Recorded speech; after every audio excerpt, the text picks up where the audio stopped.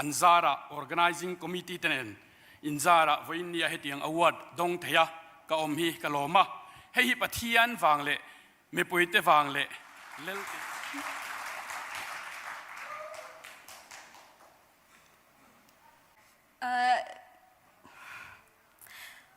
Best female artist.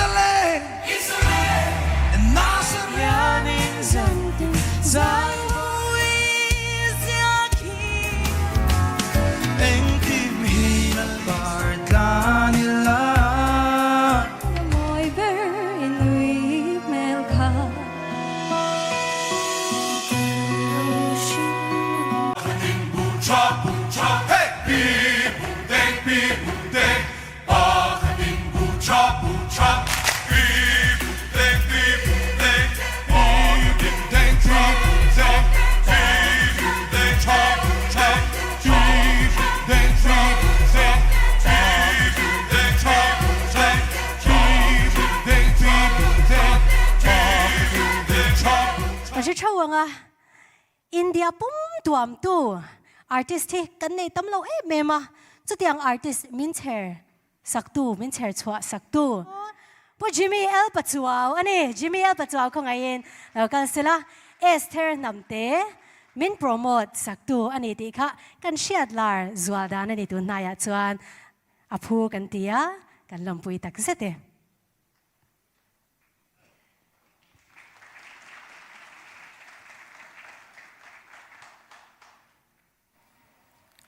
awan lom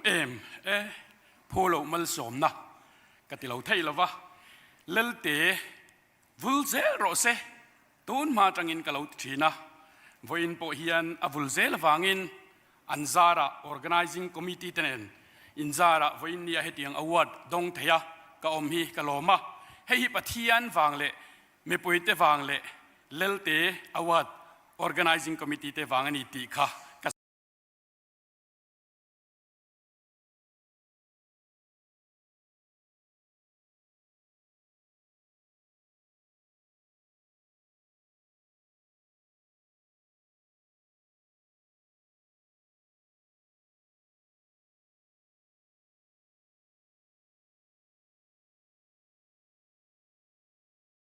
sang khat le zakwa samkwa pasari atangin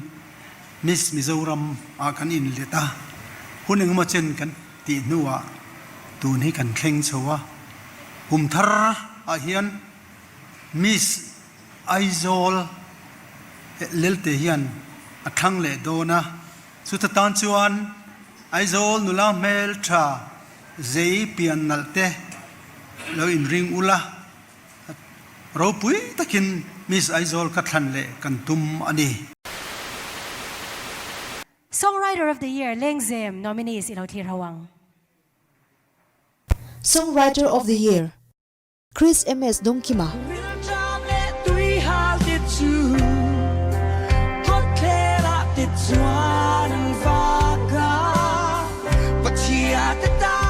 Bizeti to chong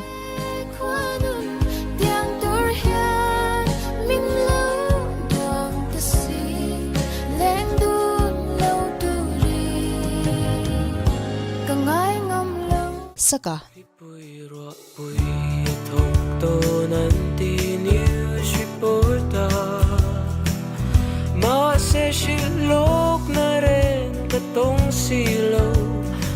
Sila Zar Moya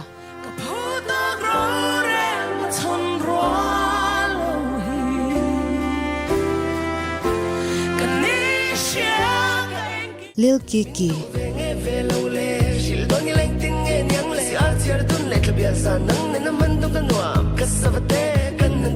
Correction in Shatiam na ngin laka open category ni a lengzem le gospel tuna Songwriter of the Year result kan puang dona ni Song of the Year 2025 kan shitsak to em he la hi ke du em chin ke status lo tam em tu ani thri ani le bizeti to chong lo puye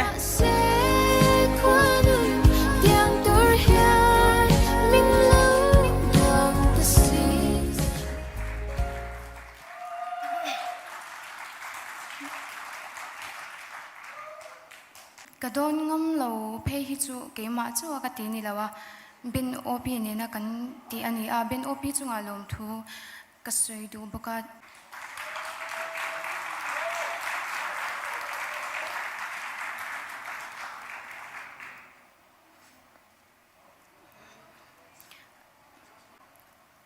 cái sợi theo lo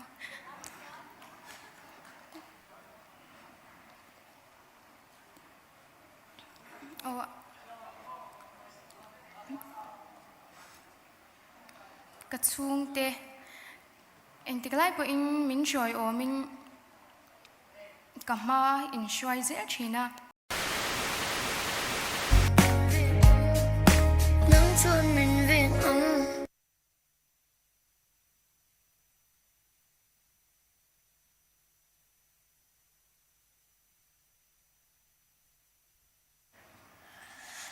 hay tiếng din hun cái thèn thèn nó sang chu pathian vàng anh à chuan hay tiếng dawng thầy tu ra mình cài xuôi tu sare te à sar ben opia sar master te chu akan thil lung takin lom thu ka soi ni chuan Lelte organizing reng rose kalome hello kawat dong lom nan kan sayang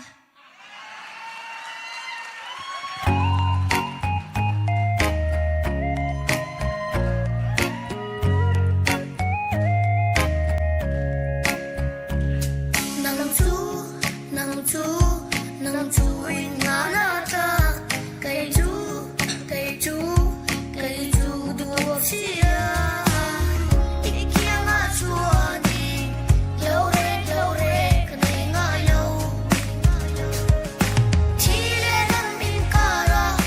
po ding mai la nang chuan min ven ang chi le nang bin kara po ding mai la nang chuan min ven ang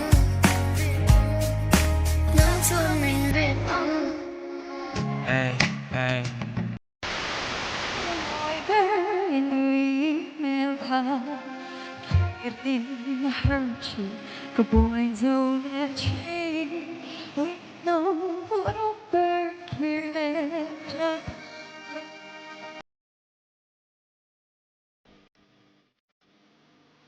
My hands were in the phone.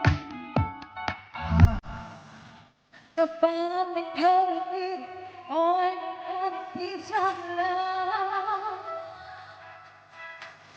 And I've lost you, but I'm hoping to don't make the God and my own man.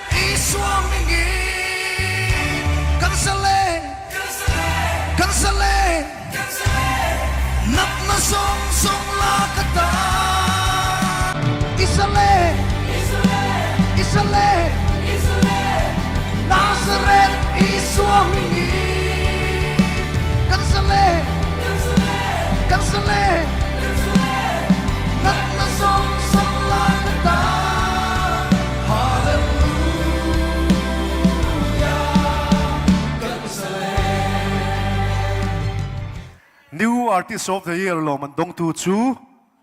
Jelal Rosanga. Lo thấy là win program đang ạ tu nào mấy khan akala ngai ta min don sak turin pusoma kan som.